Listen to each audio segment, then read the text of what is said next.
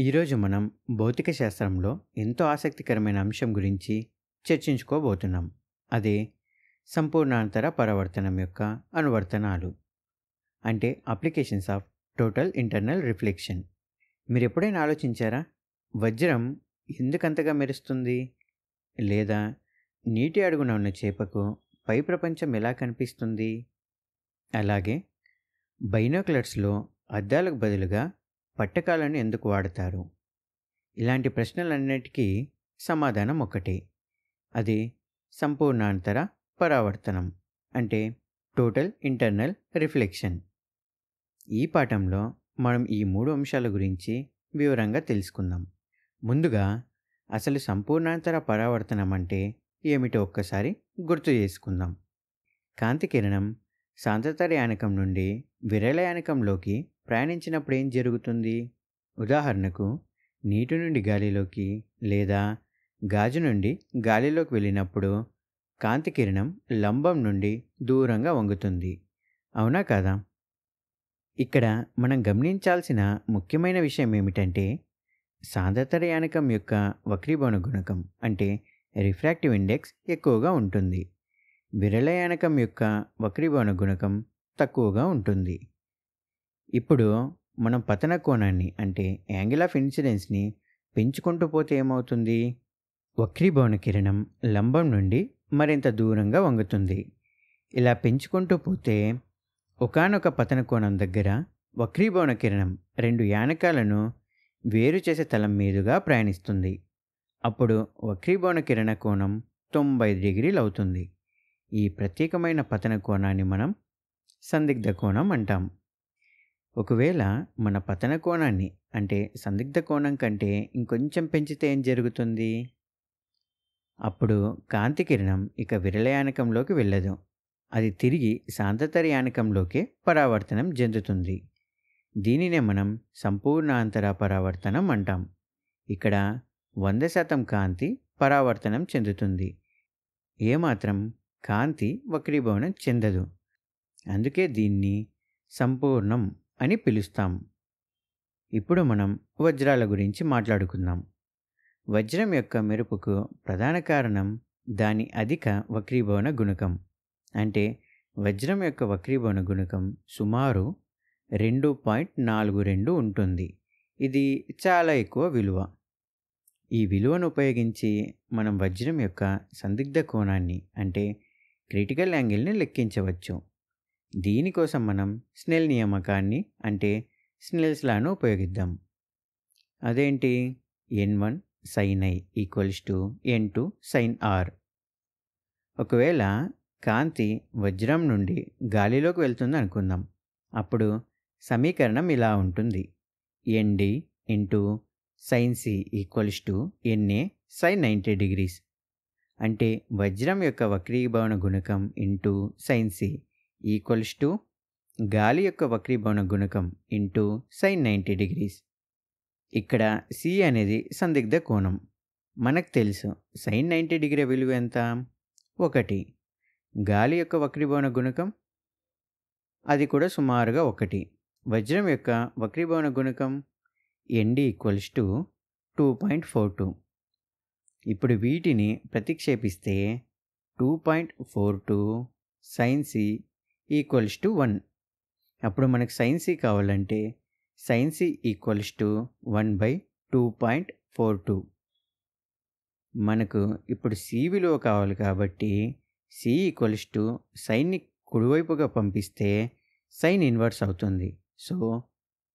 కాబట్టి c = sin 1/2.42 అవుతుంది. దీన్ని బట్టి cని లెక్కించగలిగితే సుమారుగా 24.2 డిగ్రీలు అవుతుంది. కాబట్టి ఇది చాలా చిన్న కోణం. అసలు దీన్ని అర్థం చేసుకోవడానికి మనం నీటితో ఒకసారి పోల్చి చూద్దాం. నీటి వక్రీభవన గుణకం ఎంత? 1.33 అంటే 1.33. మరియు దాని సందిగ్ధ కోణం సుమారు 48.6 డిగ్రీలు. అంటే వజ్రం యొక్క సందిగ్ధ కోణం నీటి సందిగ్ధ కోణంలో దాదాపు సగం మాత్రమే ఉంటుంది. కాబట్టి వజ్రం యొక్క సందిగ్ధ కోణం 24.2 డిగ్రీలు. చాలా తక్కువగా ఉండడం వల్ల కాంతి కిరణం వజ్రంలోకి ప్రయాణించిన తర్వాత బయటికి రావడం చాలా కష్టం అవుతుంది. ఎందుకంటే కాంతి కిరణం వజ్రం యొక్క లోపలి తలాలను తాకినప్పుడు చాలా సందర్భాలలో పతన కోణం 24.2 డిగ్రీల కంటే ఎక్కువగా ఉండే అవకాశం ఉంది. ఎప్పుడైతే పతన కోణం సందిగ్ధ కోణం కంటే ఎక్కువగా ఉంటుందో అప్పుడు సంపూర్ణాంతర పరావర్తనం జరుగుతుంది. అంటే కాంతి బయటికి వెళ్ళకుండా లోపలే పరావర్తనం జరుగుతుంది. ఇలా కాంతి వజ్రం లోపల అనేకసార్లు పరావర్తనం చెంది చివరికి ఏదో ఒక తలం గుండా ముఖ్యంగా చెప్పాలంటే పై భాగం నుండి బయటకు వస్తుంది. దీనివల్ల మనం వజ్రాన్ని పైనుండి చూసినప్పుడు కాంతి వజ్రం లోపలి నుండి ప్రవహిస్తున్నట్టు లేదా లోపల ఏదో వెలుగు వెలుగుతున్నట్టు కనిపిస్తుంది. అదే వజ్రానికి ఆ స్పార్కిల్ లాంటి మెరుపును కూడా ఇస్తుంది. వజ్రం మెరవాలంటే కేవలం పదార్థం ఉంటే సరిపోదు. దాన్ని ఎలా చెక్కారు అనేది కూడా చాలా ముఖ్యం.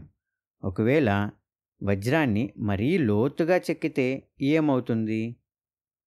అప్పుడు కాంతి కిరణం అడుగు భాగం నుండి బయటికి వెళ్ళిపోవచ్చు. ఎందుకంటే అక్కడ పతన కోణం సందిగ్ధ కోణం కంటే తక్కువగా ఉండే అవకాశం ఉంది కాబట్టి. అప్పుడు సంపూర్ణాంతర పరావర్తనం అనేది జరగదు. కేవలం వక్రీభవనం మాత్రమే జరుగుతుంది.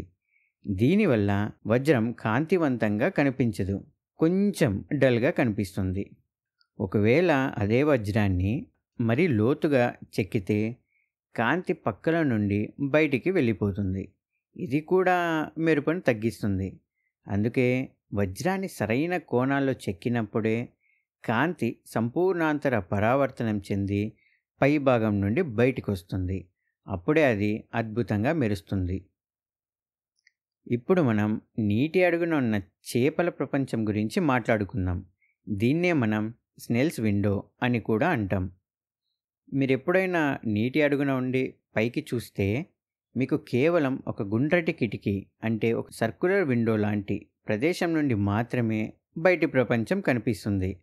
మరి ఆ వృత్తం బయట అంతా చీకటిగా లేదా నీలం రంగులో కనిపిస్తుంది. అసలు ఇది ఎందుకు జరుగుతుందో చూద్దాం. ఇప్పుడు నీటిలో ఒక చేప ఉందనుకుందాం. కాంతి కిరణాలు గాలి నుండి నీటిలోకి వస్తున్నప్పుడు, అంటే విరళ యానకం నుండి సాంద్రతర యానకంలోకి వస్తున్నప్పుడు అవి లంబం వైపు వంగుతాయి. ఇది మనకి తెలిసిందే. కాంతి కిరణం లంబంగా పడితే అది నేరుగా చేపను చేరుతుంది. అదే కాంతి కిరణం కొంత కోణంతో పడితే అది లంబం వైపు వంగి చేపను చేరుతుంది. మనం పతన కోణాన్ని పెంచుకుంటూ పోతే, అంటే క్షితిజం వైపు వచ్చే కాంతి కిరణాలను తీసుకుంటే అవి దాదాపు 90 డిగ్రీల కోణంతో నీటి ఉపరితలాన్ని తాకుతాయి. అప్పుడు ఈ 90 డిగ్రీల పతన కోణం వద్ద వక్రీభవన కోణం ఎంతో చూద్దాం. దీనికోసం కూడా మన స్నెల్ నియమాన్నే వాడవచ్చు. అప్పుడు NA into sin i equals to NW into sin r అవుతుంది. అంటే గాలి యొక్క వక్రీభవన గుణకం ఇంటూ పతన కోణము ఈక్వల్స్ టు నీటి యొక్క వక్రీభవన గుణకం ఇంటూ వక్రీభవన కోణం. ఇప్పుడు మనకు గాలి యొక్క వక్రీభవన గుణకం ఒకటని మనకు తెలుసు. అలాగే పతన కోణం 90 డిగ్రీలు, నీటి యొక్క వక్రీభవన గుణకం 1.3. కాబట్టి 1 into sin 90 degrees equals to 1.3 into sin r అవుతుంది. మనకు ఎప్పుడు చెప్పుకున్నట్టుగానే sin 90 డిగ్రీస్ ఎంత? 1. అప్పుడేమవుతుంది? 1 ఇంటూ sin 90 కూడా 1 కాబట్టి అది కూడా 1 equals to 1.3 into sin r అవుతుంది. కాబట్టి ఇక్కడ మనం డైరెక్ట్గా sin r విలువను రాసుకుందాం. sin r equals to 1/1.3. మనకు కావాల్సింది r విలువ కాబట్టి r equals to sin inverse of 1/1.3. దీన్ని లెక్కిస్తే r విలువ సుమారు 49 డిగ్రీలు వస్తుంది. అంటే ఇక్కడ ఈ కిరణాలు చేసే కోణం 49 డిగ్రీలు అన్నమాట. అలాగే ఈ అన్ని కిరణాలు చేసే మొత్తం కూడా 98 డిగ్రీలు.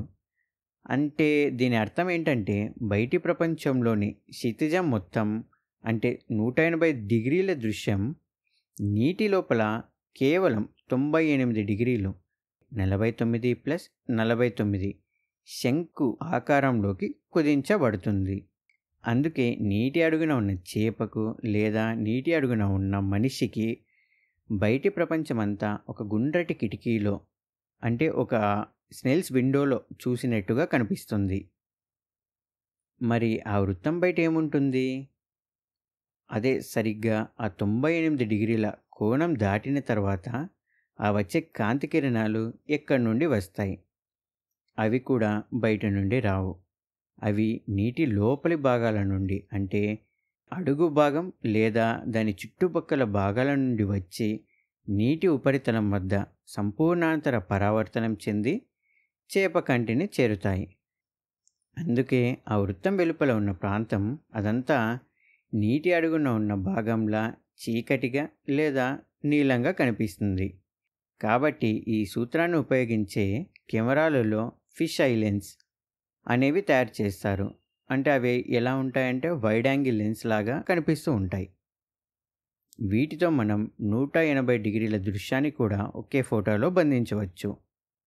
చివరిగా మనం బైనాకులర్స్ గురించి తెలుసుకుందాం. మనం బైనాకులర్స్లో చాలాసార్లు చూసే ఉంటాం ఏదైనా ఒక దృశ్యాన్ని. బైనాకులర్స్లో దృశ్యాన్ని మన కళ్ళకు చేర్చడానికి పట్టకాలను ఉపయోగిస్తారు. ఇక్కడ సంపూర్ణాంతర పరావర్తనం చాలా కీలకమైన పాత్ర. సాధారణంగా ఇందులో ఉపయోగించే పట్టకాలు 45 మరియు 90 డిగ్రీలు మరియు 45 డిగ్రీల కోణాలను కలిగి ఉంటాయి. ఒక కాంతి కిరణం పట్టకం యొక్క తలంపై పడినప్పుడు అది లోపలికి ప్రవేశించి వికర్ణం తలపై పడుతుంది. అక్కడ పతన కోణం 45 డిగ్రీలు ఉంటుంది.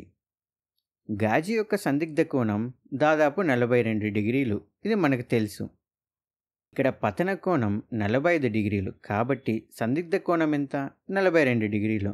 అంటే పతన కోణం సందిగ్ధ కోణం కంటే ఎక్కువ కాబట్టి కాంతి కిరణం సంపూర్ణాంతర పరావర్తనం చెందుతుంది. ఇలా రెండు పట్టకాలను ఉపయోగించి కాంతిని మన కళ్ళకు బైనోకులర్స్ ద్వారా మళ్లిస్తారు. కానీ అద్దాలకు బదులుగా పట్టకాలను ఎందుకు వాడతారు? మీకు కూడా ఇదే సందేహం రావచ్చు. కాంతిని పరావర్తనం చెందించడానికి మనం సాధారణ అద్దాలను కూడా వాడొచ్చు కదా అని మీకు ఒక సందేహం రావచ్చు. కానీ పట్టకాలను ఎందుకు వాడాలి? దీనికి ప్రధాన కారణం కాంతి తీవ్రత, అంటే ఇంటెన్సిటీ ఆఫ్ లైట్. అంటే మనం అద్దాలను ఉపయోగించినప్పుడు అవి కాంతిని పరావర్తనం చేస్తాయి, కానీ 100% అయితే కాదు. అద్దం యొక్క ఉపరితలం కొంత కాంతిని శోషించుకుంటుంది. మంచి పాలిష్ చేసిన అద్దం కూడా సుమారు 95% కాంతిని మాత్రమే పరావర్తనం చేస్తుంది. మిగిలిన శక్తి అద్దం ద్వారా శోషించబడుతుంది. దీనివల్ల ప్రతిబింబం యొక్క ప్రకాశం తగ్గుతుంది.